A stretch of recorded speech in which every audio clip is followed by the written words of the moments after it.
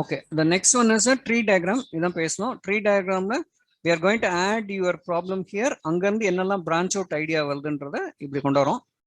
இது வந்து we will call that as a convergent diagram. Convergent diagramல உங்களோட எல்லா ஐடியாஸும் இங்க இருக்கும். That will route out to one particular branch. Branchல இருந்து உங்களோட core area problem வரும். இதே same thing on the circular motion. Your problem will be here. In that, how it bifurcate to 4 ideas. In one idea, how it will bifurcate. They are the same thing. We are giving it in a different format. Okay, this one. The next one, the prioritization. Prioritization, you list down all your ideas and the 10 idea which you are going to take it as a priority. For that, each idea you have to give what is the effort it is going to create and what is the impact it is going to create. Give the numbers for that. And the number you have to fit in here. For example, the idea which you are going to implement, if it has a low effort and then high impact, this will be the quick win. Immediately you can start that. And sometimes the effort will be more. Okay, you need to put a lot of people there. You have to change the complete process, but it has a high impact. You have to make that as a bigger project. Okay, it will take 3 months or 4 months. Right? This metrics will help you out to understand which is a priority one. Okay, right. அடுத்த diagram வந்து matrix diagram. This will talk about the correlation between the two areas. Okay, mainly rendu task between what is the see. For example, it shows a relationship between the project task. Okay, project task, for example, I have multiple project tasks. How it is related? அப்படிங்கறத இங்க பார்க்கறோம். See, for example, இப்போ இதுல பாத்தீங்கன்னா I am trying to combine customer requirement. Okay, departments involved and then internal process metric. I am trying to combine 3 different tasks and identify which is my priority. Okay, if production capability, production availability, right? If department involved, manufacturing, order, planning, purchase, distribution. இதெல்லாம் வந்து department involved. இப்போ production capability எதை base பண்ணியிருக்கோம்? என்னோட manufacturing base பண்ணியிருக்கோம். என்னோட production capability எவ்வளோன்றதை எப்படி decide பண்ணுவேன், என்னால் எவ்வளோ மேனுஃபேக்சரிங் பண்ண முடியும். ரெண்டாவது, எவ்வளோ ப்ராடக்ட் அவைலபிலிட்டி இருக்கு. ஃபார் எக்ஸாம்பிள், என்கிட்ட ப்ராடக்ட் அவைலபிலிட்டி ஏற்கனவே இருக்குன்னா நான் வந்து ப்ரொடக்ஷன் கேப்பபிலிட்டி பற்றி பேச வேண்டியதில்லை. ரைட்டா? When the customer required I can send this product out. இங்கே ப்ராடக்ட் அவைலபிலிட்டி இல்லைன்னு வச்சுங்க, இப்போ நான் என்ன பண்ணணும், I have to depend on the manufacturing. I will go for the production capability. என்னால் எவ்வளோ ப்ரொடியூஸ் பண்ண முடியும் அதை பேஸ் பண்ணி I will meet out on the customer requirement. On time டெலிவரியா இல்லை டைம் எடுத்துட்டு நான் டெலிவர் பண்ணுமான்றதை I will decide base on the product availability and my production capacity. So what it is going to do is it is correlating with 2 or 3 metrics. Okay, which is interdependent. இப்போ இதில் பார்த்தீங்கன்னா இந்த மார்க்கருக்கு வந்து primary relationship. இப்போ production capability யாரை depend பண்ணியிருக்குன்னா இந்த மேனுஃபேக்சரிங்கை டிபெண்ட் பண்ணியிருக்கு. இந்த ப்ரொடக்ஷன் கேப்பபிலிட்டி எதை பொறுத்திருக்குன்னா ப்ராடக்ட் அவைலபிலிட்டி. ஏற்கனவே ப்ராடக்ட் என்கிட்ட இருந்துச்சுன்னா நான் ப்ரொடக்ஷன் பண்ண போறது கிடையாது. Right? That will defied. See secondary relationship. இந்த பாயிண்ட் இருக்கு secondary relationship. What is secondary relationship? Production கெப்பாசிட்டிக்கும் பிளானிங்க்கும் ஏதாவது சம்பந்தம் இருக்கா அப்படின்னு பார்த்தீங்கன்னா திஸ் இஸ் செகண்டரி ரிலேஷன்ஷிப். அதே மாதிரி ப்ரொடக்ஷன் கெப்பாசிட்டிக்கும் ப்ராடக்ட் அவைலபிலிட்டிக்கும் there is no direct interaction, but it is a secondary interaction. இந்த பாயிண்ட் வந்து it's minor interaction. Minor interaction பார்த்தீங்கன்னா ஆர்டர் லீட் டைம், டிஸ்ட்ரிபியூஷனுக்கும் ஆர்டருக்கும் I don't have a much interaction between. So இது என்னென்ன நிறைய டாஸ்க் நீங்க பண்ணும்போது you can put a comparison between which is a primary relationship, which is a secondary relationship and what is a minor. இது ஏன் இப்படி நம்ம ரிலேஷன்ஷிப் கண்டுபிடிக்கிறோம் அப்படின்னா, when you have the primary relationship between the two products. Okay, for example, online delivery இதை எடுத்துக்கலாம். Inventory level இருந்தால் தான் ஆன்லைன் டெலிவரி பண்ண முடியும், ஆன் டைம் டெலிவரி பண்ண முடியும், பண்ண முடியாது. Right? So that is the primary relationship. எங்கெல்லாம் பிரைமரி ரிலேஷன்ஷிப் இருக்கோ there you have to make sure that all two are coincides. Right? On time delivery நான் பண்ணோம்னா I should have the inventory level to be maintained. அப்படிங்கிறது தான் main thing. Okay, this will give a matrix diagram, will give you the relationship between the two ideas or two different tasks. இதுல பாத்தீங்கன்னா y shaped, இது வந்து we'll call it as a T shaped diagram, y shaped diagram, and then C shaped matrix. There are different format of the matrix diagram. When you come to black belt, you know in depth of it. Okay, so define the objective, identify the item that need to be related.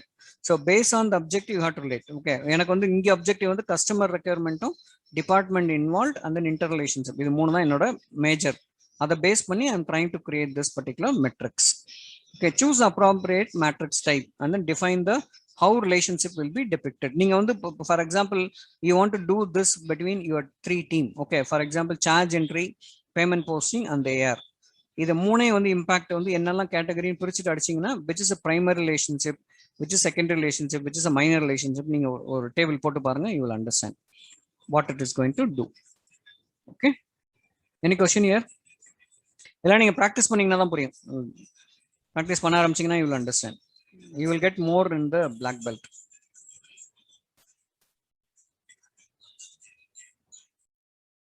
Any question? Can you move? Yes, sir. Okay, fine. Right. So the process decision program charts, இது very simple. Okay, ஒரு process வந்து எப்படி bifurcate பண்றீங்க, for similar to your organizational chart மாதிரி தான். Okay, this clearly define what is the objective of it.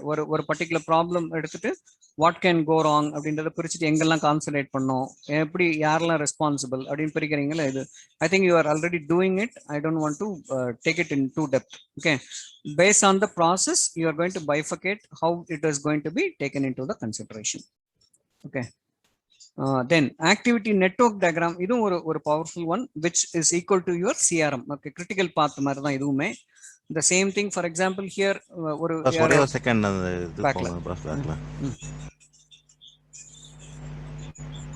இது வந்து process decisions, இது வந்து எந்த process, எல்லா processக்கு applicable தான பாஸ்? applicable. நீங்க ஒரு ப்ராப்ளம் ஐடென்டிஃபை பண்ணிடுறீங்க, ரைட்டா? நிறைய ஐடியாஸ் இருக்கு உங்களுக்கு, ஐடியாஸ் வந்து பிரிச்சு போடுறீங்க இங்க. ஓகே, ஃபார் எக்ஸாம்பிள் நீங்க ஐடென்டிஃபை பண்ண ப்ராப்ளம்ல வந்து இப்போ என்ன ஐடியா இங்க குரூப் 2 குரூப்பா பிரிக்கிறீங்க, ஒரு குரூப் போட்டுட்டு அங்க இருந்து அடுத்த 3 குரூப்ஸா பிரிச்சுக்கிறீங்க. ஓகே, அதே தான் same thing, we will give it in a different way. இங்க வந்து 2 ஐடியாஸ்க்குள்ள லிங்க் கொடுக்குறோம், இங்க ஐடியாஸ் வந்து பிரிச்சு கொண்டுறோம். this is your problem statement in the top. இது 2 ஐடியாஸ், இந்த 2 ஐடியாக்கு என்ன நீங்க ரெண்டுத்துக்கு டிஃபரன்ஸ் புரியுது பாஸ். இது நாங்க ஆல்ரெடி பண்ணிட்டு இருக்கோம்னு சொன்னீங்கல்ல, அதுதான் ஆர்க் ஸ்ட்ரக்சர் எல்லாம் பிரிக்கிறீங்கல்ல. ஃபார் எக்ஸாம்பிள் ஆர்க் ஸ்ட்ரக்சர் எப்படி பிரிப்பீங்க? இப்ப நான் இருக்கேன், எனக்கு கீழே வந்து மேட் அண்ட் தென் லோரன், மேட் கீழே. இது வந்து instead of that we use this in organisational ஸ்ட்ரக்சர்ல வந்து யூஸ் பண்ணிருப்போம் இதை, ரைட்டுங்களா? இது just think in the same way with your problem. Okay, இங்கதான் ப்ராப்ளம். ஓகே, ப்ராப்ளத்துக்கு வந்து 2 சொல்யூஷன். ஓகே, 2 இந்த சொல்யூஷனுக்கு என்னெல்லாம் சொல்யூஷன், அடிஷனல் சொல்யூஷன், அது மாதிரி பிரிச்சிங்கன்னா வந்துடும் சொல்லலாம். புரியுது பாஸ். ஓகே, இந்த ஆக்டிவிட்டி டயக்ராம் வந்து ஈக்குவலன்ட் டு யுவர் அந்த critical path analysis CPM method மாதிரி தான். அதே தான் same thing here, we are trying to do it in a different way. Okay, so இதில் பார்த்தீங்கன்னா they are going to construct a house. A first excavate and then foundation, framework, electrical, roof, masonry, interior, exterior, landscape அப்படின்னு பிடிச்சிருக்கோம். எத்தனை நாள் ஆகுதுன்றதை categorise பண்ணியிருக்கோம். you just want to understand the critical path. Okay, critical path which is the highest one அப்படின்னு calculate பண்றீங்க. highest one will become, அதுல இருந்து நம்ம இதை எடுக்கிறோம். இப்போ critical path longest one, அந்த critical path பேஸ் பண்ணி we are trying to get the expected time. optimistic 4 into most likely, pessimistic இங்கேயும் பாருங்க divided by 6 அதான் சொன்னாங்க. அது ஏன் 6 ஆல் டிவைட் பண்றாங்கன்னு புரியல, நான் செக் பண்ணி சொல்றேன். and then limit the expected variation. இதுதான் இந்த இடத்துல வந்து ஒரு பாயிண்ட் பார்க்குறோம். என்னன்னா ஆப்டிமிஸ்டிக்கும் பெசிமிஸ்டிக்கும் என்ன டிஃபரன்ஸ்னு பார்த்துட்டு 6 ஆல் டிவைட் பண்ணீங்கன்னா what is the expected variation you are going to bring in அப்படின்றது இங்க ஒரு பாயிண்ட், அடிஷனல் பாயிண்ட் அதுல இல்லாதது இங்கே கவர் பண்ணியிருக்கோம். அது ஒன்று. இது புரியுது இல்லை எப்படி த லாங்கஸ்ட் ரூட் எப்படி கால்குலேட் பண்ணுறது இல்லை, எல்லா லூப்லையும் போனோம். Which is giving a longest number will become your critical part. அது ஏன் 6 தான்ட்டு என்ன தெரியல, அது தெரியல. ஆமா, அது நான் செக் பண்ணி சொல்லணும், அது மட்டும் செக் பண்ணி. நான் ஒரு அசம்ஷன்ல வச்சிருக்கேன், but that is right or wrong தெரியல. Okay okay, now we will move to the 6 இருக்கும். அப்பா 3 சிக்மா 3 போட்டுக்கீங்களா தெரியல, பெரிய ஆளுனே நீங்க. இல்ல திடீர்னு ஒரு ஸ்லைடு பார்த்தனால அப்ப 6 ன்னு தெரிஞ்சது, அதனால அத போட்டு. ஓகே, தெரியல, அது செக் பண்ணோம். I don't want to misguide you. ஏடா வந்து performance metrics. So what is the metrics we are going to do? It's based on your 6 Sigma projects, right? So your performance metrics 6 Sigma la neenga or performance போடுறீங்க, அதுல என்ன, how you are going to define your performance metrics. Okay, see, you are trying to improve the customer service and reducing the error. Okay, எந்த process பண்ணாலுமே that should be a metric to measure you, right? So trying to improve, எந்த இடத்துல improve பண்ணிருக்கோம் or where we are reducing our error will be your performance metrics. See, ஒரு project 6 Sigma project முடிச்சீங்கன்னா 6 Sigma is not a easy job, right?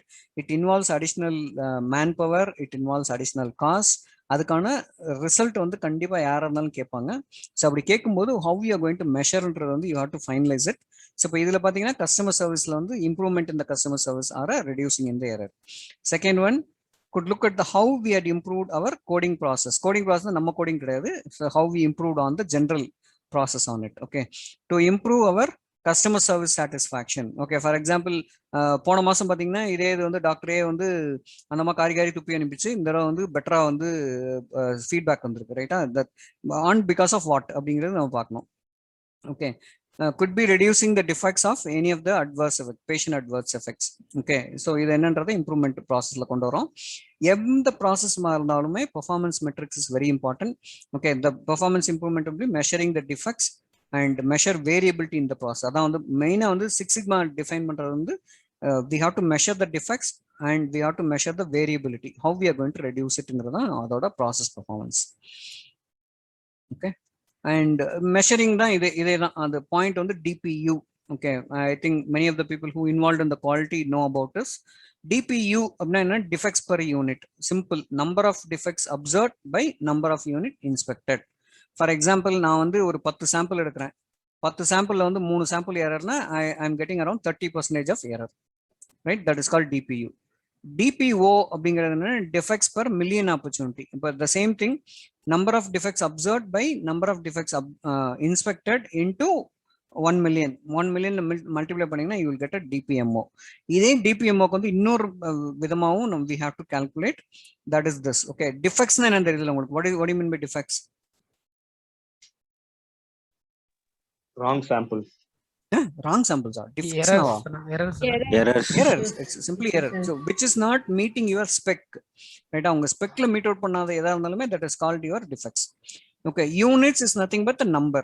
Opportunity is the total production. Okay, இப்போ இதுல பாத்தீங்கன்னா the DPMO number of defects samples divided by total defect opportunities in a sample. See, for example, நான் எவ்வளவு sample எடுத்து audit பண்றனோ அந்த சாம்பிளோட total. See, there are 2-3 வழியா வந்து we will calculate the DPMO. DPMUA பாத்தீங்கன்னா, for example, the total production today is 1000 வச்சுங்க. 1000ல I am doing 3 as my, for example, அதுல வந்து 10% sample, 100 sample எடுத்திருக்கேன். 3 is my error. இது எப்படி இங்க இந்த மெத்தட் படி என்ன சொல்றேன்னா 3 divided by 100 is your error அப்படின்னு கால்குலேட் பண்ணி எடுக்கணும் இதை. ரைட்? இந்த இது வழியா வரும்போது அதே இது வந்து when you are coming for the DPMO 3 divided by 1000 எடுத்துக்கணும். Right? 3 divided by 1000 into 1 million. That is called your DPMO. Okay, இது ரெண்டு தான் டிஃபரன்ஸ் இல்லை. Number of defects in the sample and then defects sample size into defects into opportunity per unit. இது இங்க வந்து அந்த 1000 வந்து இங்க நிற்கும். இது வந்து sample size வந்து your 100 will be here. And then multiply by 1 million will give you the DPMO. DPMO வந்து நீங்க கண்டுபிடிச்சிட்டீங்கன்னா from there you will come back and then identify what is your 6 sigma or sigma level அப்படின்றத நம்ம இங்க இருந்து எடுத்து வரோம். Okay, that need one more formula, but we are not going to cover that here. Okay, only we are going to see only the DPU and then DPMO. இது ரெண்டு தான் very important point here to take away. Eric, எனக்கு ஒரு சின்ன doubt இருக்கு அந்த ஸ்லைட்ல. So இப்போ நான் இப்போ வந்துட்டு அஸ்யூம் பண்றேன், இப்போ நீங்க சொல்றது வச்சு. ஸோ டிபியூங்கிறது நம்ம இப்போ என்ன கரண்ட் லெவல் எரர்ல இருக்கும். டிபிஎம்ஓங்கிறது ஸோ இப்போ நான் வந்துட்டு கம்பேர் பண்ணி பாக்குறேன் இல்லைங்களா? ஸோ லைக் வந்துட்டு இந்த 1 மில்லியனுக்கு நான் என்ன இதுல இருப்பேன்னு கம்பேர் பண்ற அசம்ஷன் மாதிரி எடுத்துக்கலாமா? இல்ல அது என்னன்னா டிபிஎம்ஓன்றது வந்து நான் என்ன சிக்மா லெவல்ல இருக்கேன்றதை நான் கம்பேர் பண்ணிக்கிறேன். ஓகே, ரைட்டா? நான் வெறும் டிபியூன்னு சொன்னா எனக்கு புரியாது. நான் வந்து எந்த சிக்மால இருக்கேன், நான் 8 சிக்மால இருக்கேனா, 6 சிக்மால இருக்கேனா, 4 சிக்மால இருக்கேனான்றதை நான் கால்குலேட் பண்ணிக்கிறேன். So that will give me a clarity. ஏன்னா நான் I am driving towards my 6 sigma level. இல்ல நான் 6 சிக்மால இருக்கேனா இல்ல அதோட ஜாஸ்தியா இருக்கணும்ன்றது எனக்கு அந்த கிளாரிட்டி கிடைக்கும். அதுக்கு தான் அந்த டிபிஎம்ஓன்றது. கோபி, அது வந்து எப்படின்னா பாஸ் கரெக்ட்னா சொல்லுங்க. இப்போ 100க்கு இப்போ 10 சாம்பிளிங் எடுத்து நம்ம 3 எரர் அவர் சொன்னது தான் 30% வந்து இது சரிங்களா? Error percentage 10 சாம்பிளிங்ல 3. அதே வந்து அப்போ 100னா 30 எரர்ஸ், 1000னா 300 எரர்ஸ். அப்படிதானே பாஸ் சொல்லுவாங்க? ஆமா ஆமா, அது மாதிரி தான் வரும். ஓகே, சோ மில்லியன்னா எவ்வளவு, அந்த மில்லியனுக்கு எவ்வளவு எரர் பண்ணுவீங்க? எவ்வளவு எரர் இருக்கு அது பேஸ் பண்ணி நம்ம ஆல்ரெடி ஒரு 1 சிக்மா 2 சிக்மா காமிச்சார்ல ஒரு இது ஸ்லைட்ல, அது பேஸ் பண்ணி நம்ம எந்த சிக்மால இருக்குன்னு கண்டுபிடிக்கணும். ஓகே, 6 சிக்மானா எவ்வளவு எரர் அலௌட்? 1 மில்லியனுக்கு 3.14 எரர் தான் அலௌட். ரைட்டா? நம்ம எங்க இருக்கோன்றத அங்க இருந்து எடுத்துட்டு வரலாம். Okay, right. இப்போ இது வந்து this very very powerful. Okay, இன்னைக்கு நிறைய பவர்ஃபுல் தான் கவர் பண்ணியிருக்கோம். ஆனால் இதில் ரொம்ப பவர்ஃபுல் வந்து this RTY, okay, rolled throughput yield and then first time yield. இது ரெண்டுமே வந்து ரொம்ப important for your process. Okay, இப்போ for example I will take the roll throughput yield.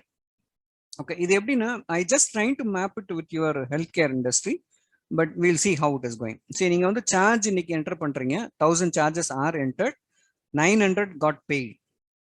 இந்த 100 நம்ம எதுவுமே பண்ண முடியல, we are just scrapping it out. Okay, நம்ம இது வந்து ஒர்க்கே பண்ண போறது இல்லைன்னு எடுத்துங்க. Just an example. உங்களோட ஈல்டு எவ்வளோ? That is become 90%. So your yield is 90%. இப்போ அதே மாதிரி இப்போ ஃபார் எக்ஸாம்பிள் ஏஆர், நீங்க ஏஆர்ல வந்து இன்னைக்கு இந்த மந்த் உங்களோட கவுண்ட் வந்து ஃபார் எக்ஸாம்பிள் 1000 சார்ஜஸ் நீங்க ஒர்க் பண்றீங்க. இந்த 1000 சார்ஜ் ஒர்க் பண்றதுல ஏஆர் ஒர்க் பண்ணிருக்காங்க. இதுல 900 charge got paid and your throughput yield will be 90%. Right? This is a simple straightforward practice, but many of the time this will not go in this order, especially on the healthcare side. So இதை தான் நம்ம என்ன பண்றோம், இந்த first time pass ரேஷியோன்றதான் கீழே காட்டுறோம். First time yield, number of defects by total number of units inspected into 100. இப்போ நான் இதை வந்து இப்படி ரீட் பண்றேன். ஓகே, ஃபர்ஸ்ட் உங்களோட FPPR ரேஷியோ இருக்குல்ல, first pass, what is that? First pass ratio நம்ம கால்குலேட் பண்றோம் இல்லையா? இதுல என்ன டிஃபெக்ட்? அதுல எனக்கு வர்ற ரிஜெக்ஷனும் டினைல் இஸ் மை டிஃபெக்ட்ஸ்.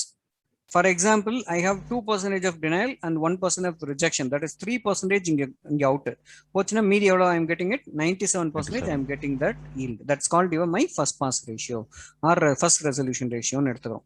இது வந்து ஸ்ட்ரெயிட் ஃபார்வர்ட். ஓகே, இங்க முடிஞ்சது. பட் நம்மளோட ப்ராசஸ் வந்து அப்படி முடியறது இல்லை. ஃபார் எக்ஸாம்பிள் இங்க பாருங்க, சார்ஜஸ் என்டர்ட் வந்து 1000, ரிஜெக்ஷன் இன்புட்டுக்கு உள்ள போகும்போது ரிஜெக்ஷன் ஒர்க் பண்றதுக்கு 1000 இன்புட்ஸ் உள்ள போகுது. In that 950 is going out as a clean claim. Okay, 50 is my rejection. So இப்போ இங்க என்னோட throughput yield பாத்தீங்கன்னா 950 out of 1000. எனக்கு உள்ள எவ்வளவு வந்தது? 1000 வந்தது. 950 I am able to give the yield. So 950 divided by 1000 will become my throughput yield for this particular practice. அடுத்து இந்த 950 is coming out to my AR input. இந்த மந்த் நான் 950 ஒர்க் பண்ணியிருக்கேன், 800 is getting resolved. ரைட்? அப்போ இது எவ்வளோ வரும்? Spelling mistake. 800 divided by 950.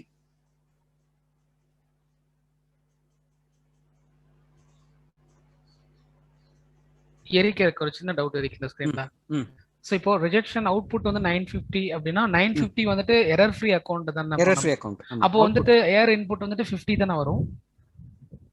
இல்லையே, ரிஜெக்ஷன் எல்லாம் ஏருக்கு வந்து நிக்கும்ல. அவங்க எல்லாம் ஏர்ல எல்லாம் தான ஒர்க் பண்றாங்க. இல்ல பாஸ், அது வந்து எனக்கு என்னன்னா இப்போ வந்து பர் டே நீங்க கால்குலேட் பண்றது ஓகே. இப்போ ஏன்னா இப்போ அந்த 50 வந்து ரிஜெக்ஷன், அந்த 50 வந்து மறுநாள் ஒர்க் பண்ணி ஃபிக்ஸ் ரீவொர்க் ஆயில வரும், ரீவொர்க் ஆயில வரும். அது தனி இல்ல. அது வந்து எப்படி வரும்னா, நான் இதையும் இப்போ நீங்க லாஸ்ட் 800 டிவைடட் பை 950 சொல்றீங்கல்ல, அதுக்கு நான் சொல்ல வரேன். ஏன்னா இப்போ வந்து 950 தான் க்ளீன் கிளைம், சரிங்களா, போயிருக்கு. அதுல வந்து 800 ரிசால்வ் ஆயிருக்கு, அப்புறம் 150 வந்து ஏஆர்ல நிக்குது. அப்ப இந்த ஏஆர் ஒர்க் பண்ணும்போது ஏற்கனவே 50 நம்ம ரிஜெக்ஷன் ஃபிக்ஸ் பண்ணது சேர்த்து வராதான்னு கேக்குறேன். இல்ல ஒரே நிமிஷம், வரும், அது வரும். இப்ப நான் என்ன சொல்றேன்னா, உங்களுக்கு எக்ஸாம்பிள் கொடுக்கறதுக்காக நான் என்ன பண்றேன், ஒரு சம் சினாரியோ மட்டும் எடுத்துக்கிறேன். நான் எல்லாத்தையுமே வந்து கிளியர் பாருங்க, இதுல நிறைய பைஃபர்கேஷன் இருக்கு, நான் அதெல்லாம் எடுத்துட்டு வரல உள்ள. How you are going to கால்குலேட்ங்கிறது என்னோட பாயிண்ட். இங்க பாருங்க, உங்களோட இன்புட் உங்களோட அவுட்புட், ரைட்டா? இப்போ ரிஜெக்ஷன்ல என்னோட இன்புட் வந்து 1000, என்னோட அவுட்புட் வந்து 950. சோ என்னோட throughput yield எவ்வளவு? 950 டிவைடட் பை 1000. உங்க கான்செப்ட் ரொம்ப கிளியரா புரியுது. இது வந்து பார்த்தாலே கிளியரா புரியுது. இத வந்து நம்மளோட ப்ராசஸ்க்கு எப்படி உள்ள கொண்டு வரலாம்? அதான் நான் கொண்டு வரேன். இங்க பாருங்க, இப்போ நீங்க என்ன பண்ணனும்னா, you segregate your process by individual, project by project or process by process நீங்க ஸ்ப்ளிட் பண்ணீங்க, ரைட்டா? ஸ்ப்ளிட் பண்ணி அடிச்சீங்கன்னா you will get it. For example நான் வந்து ரிஜெக்ஷன்ன்றது என்னோட ப்ராசஸ்னு வச்சுக்கிறேன், தனியா எடுத்துக்கிறேன். சோ இந்த ரிஜெக்ஷன்ல I am getting 1000 from my charge, ரைட்டுங்களா? இந்த சார்ஜ் 1000ல 950 எனக்கு வெளியே போயிடுச்சு, 50 வந்து ரீவொர்க் போகுது. Rework I will not calculate into my throughput yield. Okay, so 950 is my output out of 1000. So இப்போ என்னோட throughput yield எவ்வளவு? ரிஜெக்ஷன் ப்ராசஸ்ல 950 அவுட் ஆஃப் 1000 முடிஞ்சுக்கலாம். இப்போ அதே இது what I am assuming is this 950 is coming to the input of AR, right? இப்போ நான் இது வந்து இந்த 950 அக்கௌண்ட் வந்து ஏஆருக்கு வந்து அலோகேட் பண்றேன். அலோகேட் பண்ணிட்டு அந்த மந்த் எண்ட்ல பார்க்கும்போது 800 அக்கௌண்ட்ஸ் எனக்கு வந்து ஏர்ல இன்னும் நிக்குது, 150 தான் ரிசால்வ் ஆயிருக்கு, ரைட்? இப்போ அது பாத்தீங்கன்னா இப்போ நான் அதுமே தப்பு. இப்போ I have to take it 800 by 950ன்றது வந்து என்னோட அவுட்ஸ்டாண்டிங் ஏரோட throughput yield, not the resolution throughput yield. இப்போ ரெசல்யூஷன் பார்த்தீங்கன்னா 150 டிவைடட் பை 950 தான் என்னோட ரெசல்யூஷன் ரேட், ரைட்? இப்போ அது 800 என்ன பண்றேன், நான் செகண்ட் மந்த் ஃபாலோ தள்ளுறேன். அந்த 800 வந்து அன்ரிசால்வ் அக்கௌண்ட் வந்து செகண்ட் மந்த் தள்ளிட்டு அந்த month after that particular month 500 will be my output. இப்போ இதுல வந்து பாத்தீங்கன்னா அவுட்புட் அவுட்ஸ்டாண்டிங் ஏரோட த்ரோபுட் வந்து 500 அவுட் ஆஃப் 800. சரி, ஈல்டை வந்து ரெண்டு விதமா கால்குலேட் பண்ணலாம். ஒன்னு, your success rate yield can be calculated or your outstanding yield can be calculated. நான் இங்க பண்ணிருக்கிறது வந்து என்னோட success rate yield. Okay, 900 paid, that is my success out of my total build, that is 90% I am a success. இங்க நான் calculate பண்றது வந்து how much my outstanding throughput yield. So every month நீங்க என்ன பண்ணணும்னா உங்களோட ப்ராசஸ்ல especially when you are doing an AR, ஒரு ப்ராஜெக்ட்ல எவ்வளவு இன்புட் உள்ள வருது, எவ்வளவு வந்து ரிசால்வ் ஆயிருக்கு, ரெண்டு type of input file you have to prepare. One is resolution output, one is outstanding output. ரெண்டும் நீங்க கால்குலேட் பண்ணணும். ஸோ நம்ம வந்து மெயினா மந்த்லி தான் கால்குலேட் பண்ண முடியும். மந்த்லி தான் கால்குலேட் பண்ண முடியும். ஏன்னா ஏஆர் பொறுத்த வரைக்கும் மந்த்லி தான் கால்குலேட் பண்ணணும், டெய்லி கால்குலேட் பண்ண முடியாது. இப்போ இந்த ப்ராசஸ் பார்த்தீங்கன்னா சார்ஜ்ல இருந்து ஃபார் எக்ஸாம்பிள் 1000 சார்ஜ் வருது எனக்கு, 950 I am able to send on the same day, 50 is going for a clarification. அப்போ என்னோட த்ரோபுட் yield எவ்வளோ, 950 divide by 1000 is my throughput yield. Outstanding வந்து 50 divide by 1000 is my outstanding throughput yield. ரைட்டா? ரெண்டும் நீங்க calculate பண்ணி வச்சுட்டு how we are improving அப்படின்னு பார்க்கணும். ஸோ இது இப்போ இந்த ப்ராசஸ் வைஸ் பார்த்தோம்னா சார்ஜ், பேமெண்ட், கோடிங் எல்லாம் டெய்லி பண்ணலாம். டெய்லி பண்ணணும், டெய்லி பண்றோம். ஏஆர் மட்டும் நீங்க மந்த்லி பண்ணணும். மந்த்லி ஈவி டெய்லி பண்ணலாம். ஓகே. ஸோ அந்த த்ரோபுட் yield வந்து நீங்க கால்குலேட் பண்ணிட்டே வந்தீங்கன்னா this will give a better strategy for you. Okay, எங்க நம்ம இம்ப்ரூவ் பண்றோம், இம்ப்ரூவ் பண்ணலன்றத வந்து இங்க காட்டும். இல்லை ஃபார் எக்ஸாம்பிள் ரிஜெக்ஷன் அதே மாதிரி தான். இப்போ 50 வந்து எனக்கு இன்னைக்கு yield வந்து பாத்தீங்கன்னா 950 out of 1000. Okay, that is my throughput yield. நாளைக்கு வந்து நான் என்னோட இதை வந்து இன்க்ரீஸ் பண்றேன்னு வச்சுக்கோங்க. நான் instead of 950 I am able to bring it to 990. அப்போ 990 by 1000 will be my throughput yield next day, right? So அது வந்து உங்களோட எஃபிஷியன்சியை வந்து it will show you how you are doing it. The same thing you can do it for a coding also. கோடிங்ல பாத்தீங்கன்னா இப்போ இன்னைக்கு வந்து ஒரு 1000 அக்கௌண்ட்ஸ் நான் வந்து கோட் பண்றேன். 1000 அக்கௌண்ட்ஸ் எனக்கு வருது. I am able to quote all the 1000. அப்படின்னா 1000 out of 1000. I am a 100% throughput yield. எனக்கு வந்து 1000 கொடுக்க முடியல, சில இது வந்து கிளாரிஃபிகேஷன் போகுது, 50 போகுதுன்னா 50 950 out of 1000. So that's the way you have to calculate your throughput yield. இது ரொம்ப powerful. Okay, especially you can understand whether we are doing a correct job or என்ன டேட்ல வந்து மிஸ் ஆகுது, இதெல்லாம் வந்து we can calculate. ஏஆர் பொறுத்த வரைக்கும் இது ரொம்ப பவர்ஃபுல். எப்படின்னா நீங்க வந்து monthly you have to take your input and how much it's getting resolve, how many R going to carry out for the next month. Especially Ryan, நீங்க இதெல்லாம் போட்டீங்கன்னு வச்சுங்களேன், பாதி நேரம் வந்து நான் சண்டை போடுறது வந்து நீங்க கிளைண்ட்டை நீங்க சண்டை போடுவீங்க, ரிசல்யூஷன் கொடுன்னு சொல்லி சண்டை போட்டு நிற்பீங்க அங்கே போய். நான் அவங்ககிட்ட பேசும்போதெல்லாம் ஃபுல் டார்ச்சர் உங்களுக்கு ஏன் ஏற்றுறோம்னா இதெல்லாம் தெரிஞ்சனால தான் உங்களை போட்டு டார்ச்சர் ஏற்றுறோம். இல்லை நான் த்ரோபுட் yield வரமாட்டேங்கிறது தான் ஏற்றுறோம் டார்ச்சர். நீங்க இதெல்லாம் கால்குலேட் பண்ண ஆரம்பிங்க, ஆட்டோமேட்டிக்கா ஜேசன் கூட ஒரு நாள் பயங்கரமான சண்டை போடுவீங்க, நான் வந்து வேடிக்கை பார்த்துருக்கேன் உங்களை. கண்டிப்பா. Okay, this also very important, try that. Okay, with this will